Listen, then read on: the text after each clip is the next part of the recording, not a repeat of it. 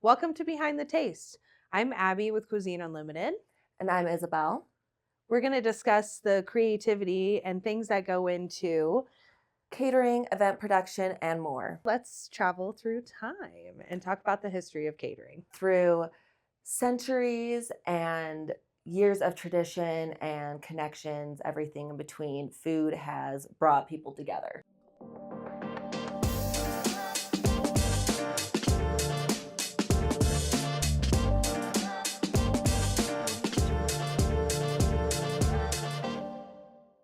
Ultimately, what we do today, literally what you and I do every day, Yeah, I'm always going to goes tie it back to the modern centuries. too. Yeah. Goes back centuries. Starting all the way back in ancient Egypt. I mean, you were telling me the most fascinating story the other day. Oh, about the mummified food. Yes, Sure. yes. So Americans, obviously, when you get buried, or if you get buried, a lot of people will put their jewelry and other items of importance with them in their burial. Material possessions. Yeah, exactly. Egyptians felt that way about food. So they would do this mummified food where they would do preserved grains, breads, fowl, beef, and they would send it they would bury it in the tomb with them, and the hopes that it would carry on to the afterlife, something that was sustainable enough to carry on to the afterlife, because that's how they feel about food. That's kind of where it all started. Weren't they using like really nutrient dense food too, like proteins and starches? Absolutely. They got to be well fed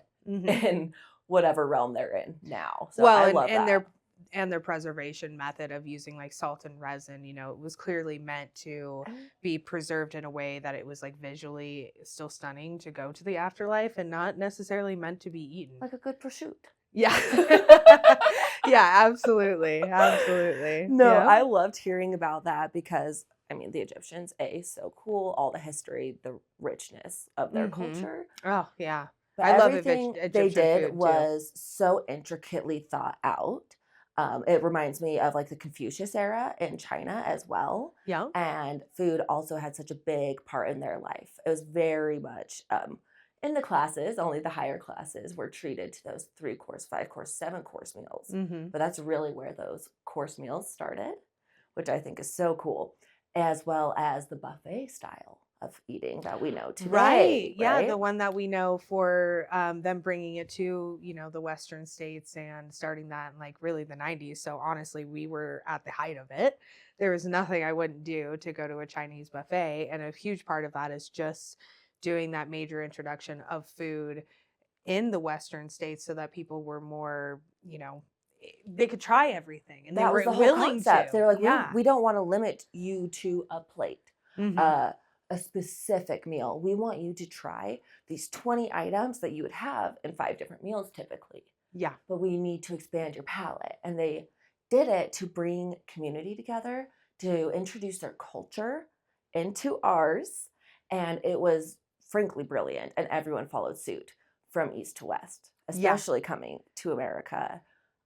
The Indian buffets, I was just about to mention how those two Mhm. cultures were really in tandem, going to the Eastern Asian side of Yeah. it and going to the Indian culture, and just their sort of tradition of, number one, making sure that people were able to gather and do it affordably. I really strongly believe that like the Chinese and Indian culture are very much in conjunction with that notion that everybody should be able to have that luxury doing that buffet style.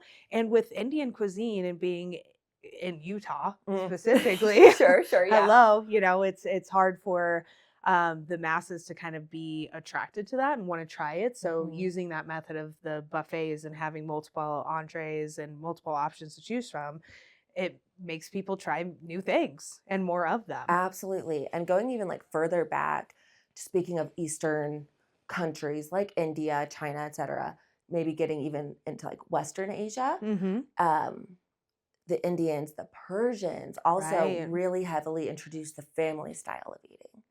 Giant pots, giant platters, all thrown in the center of a feasting table, and bringing those people together again, similarly trying more options, but breaking the bread, passing along those items. Be like, can you please hand me the yellow curry? Can you please? Forcing people to kind of connect with each You other have to through ask food. someone to hand you the Yes, item yeah, the versus community, I'm everything's just sort at of my community plate. driven in that way in the Yeah. Asian culture. And all of Uh, that from the East really translated to the West, as we continue to come this direction, let's call it. Like, they introduced connection through food.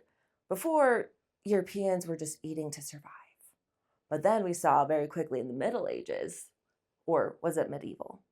Medieval, like the Tudors, Tudor period, Tudor courts, and feeding the Oh, it's been a long time masses. since I've been in history class. Yeah. Well, we're doing one today. I think really the concept of doing a very large scale feed the masses sort of thing started in the Tudor court, where it's like 400 people, and it started just really in this sort of hearth, a kitchen about the size of this, and everything would be produced out of there. Well, as you and I know, it's not really food safe. So they did, start that A little concept of sketchy. they started that concept of spreading things around. This is my kitchen for meats, and if you want that in the court, you're going to have to walk your way over there, or the Yes. harvests and the grains and the breads and those sort of things, which tying it into modern culture, how many times are we getting requests of, oh, I want this multi entree station. I want Oh, the harvest station, station, station, the station.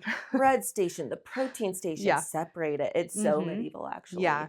I remember actually being in like Scotland or Wales, I don't know, one of the islands over there, and we went to a medieval court to experience that